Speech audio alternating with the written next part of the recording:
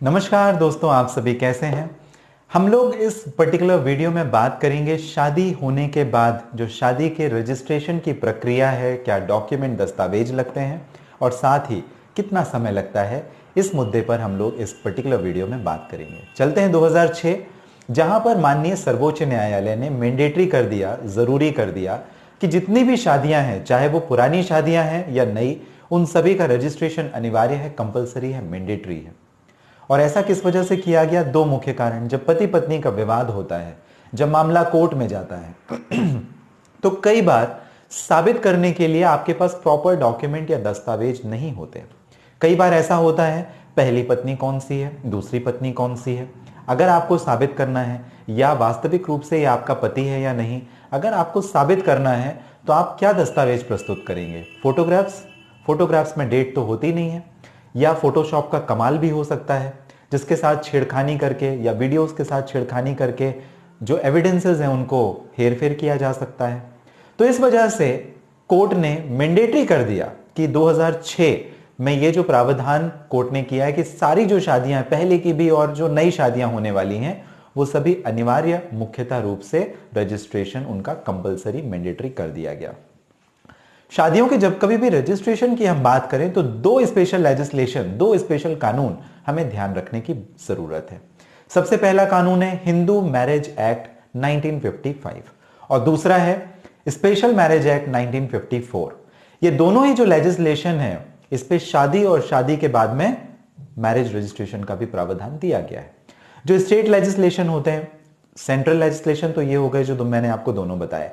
अब state legislation भी होते हैं, राज्य के भी अलग कानून होते हैं जहां पर उन्होंने प्रावधान बनाए हुए हैं कानून बनाए हुए हैं कि शादी का रजिस्ट्रेशन किस तरीके से कहां होगा। मुंबई की बात करें, दिल्ली की बात करें तो म्युनिसिपल कॉरपोरेशन जो होता है वहां पर आप शादी का रजिस्ट्रेशन करा सकते हैं, या कि जो पर्टिकुलर कंसर्न एरिया का मैरिज रजिस्ट्रार होता है वहां पे भी आप करवा सकते हैं। तो इसके लिए अलग लोकल एक्ट्स भी बनाए हुए हैं जिनको भी पावर है कि वो शादी का रजिस्ट्रेशन कर सके। कुल मिला के आपने अगर शादी की है या करने वाले हैं तो शादी तो कर लें आप, वो एक पार्ट है। चाहे आप अरेंज मैरिज करें, टेंपल में शादी करें, या किसी भी धर्म के आप बिलोंग कर रहे हो, चाहे आप मुस्लिम लॉ को अगर बिलोंग कर रहे हैं, निकाह नामा करें, कुछ भी आप करें, शादी के बाद का रजिस्ट्रेशन करना बहुत जरूरी है, अनिवार्य है, मैंडेटरी है। दोनों कानून जो मैंने आपको बताए, हिंदू लॉ और स्पेशल मैरिज एक्ट, इन दोनों के बीच में क्या डिफरेंस है? सबसे पहला, जो हिंदू मैरिज एक्ट है वो एप्लीकेबल होता है हिंदूज के ऊपर। अब हिंदूज में कौन कौन आ जाते हैं? बुद्धिस्ट वो भी आएंगे, जो जैन हैं और सिख हैं वो भी आएंगे। इसके अलावा जो भी हैं वो सारे कहां पर रजिस्ट्रेशन करेंगे? स्पेशल मैरिज एक्ट में। तो अगर आप मुस्लिम रिलीजन को बिलोंग करते हो और अगर स्पेशल लेजिस्लेशन स्टेट का नहीं है तो आप स्पेशल मैरिज एक्ट में अपना रजिस्ट्रेशन करा सकते हैं। दूसरी बात, जो दोनों ही एक्ट हैं वो सेंट्रल लेजिस्लेशन है, वो केंद्र सरकार यानी पूरे भारत पर एक जैसे लागू होते हैं।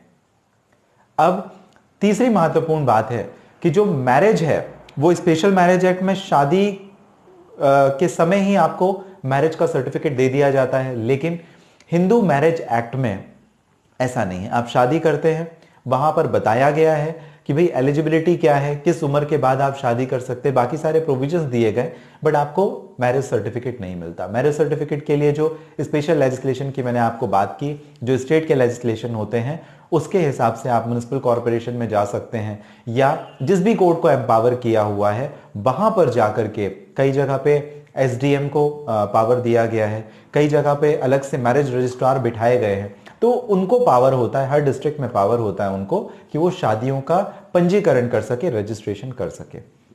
एलिजिबिलिटी की यदि हम लोग बात करें तो क्या उम्र होती है? वही जो शादी की उम्र है, यानी लड़के की उम्र 21 साल पूरी हो चुकी होनी चाहिए और लड़की की उम्र 18 साल से ऊपर होनी चाहिए, तभी उनकी शादी हो सकती है और तभी उसके बाद रजिस्ट्रेशन हो सकता है।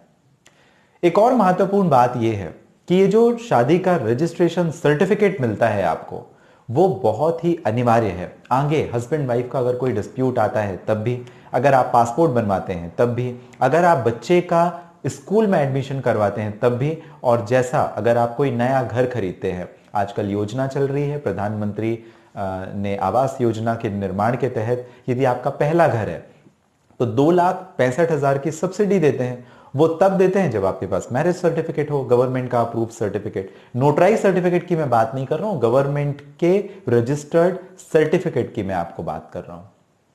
तो ये सारी कंडीशंस होती हैं। अब दूसरी बात, ये मैंने आपको प्रक्रिया के बारे में बताने से पहले डॉक्यूमेंट्स अगर मैं बता दूं तो इसके लिए आपके एविडेंस लगेंगे। क्या एविडेंस लगेंगे वो हम अगले वीडियो में बात करेंगे।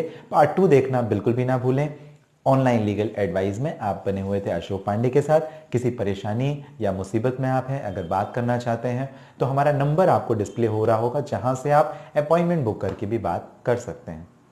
हमेशा की तरह कीमती और महत्वपूर्ण समय जो आप मुझे देते हैं, इसके लिए धन्यवाद। मिलते हैं अगले वीडियो में। इसी का आगे पार्ट 2 हम जिस पे बात करेंगे डॉक्यूमेंट्स के बारे में और प्रोसीजर, प्रक्रिया के बारे में, कैसे किया जाता है शादी का रजिस्ट्रेशन।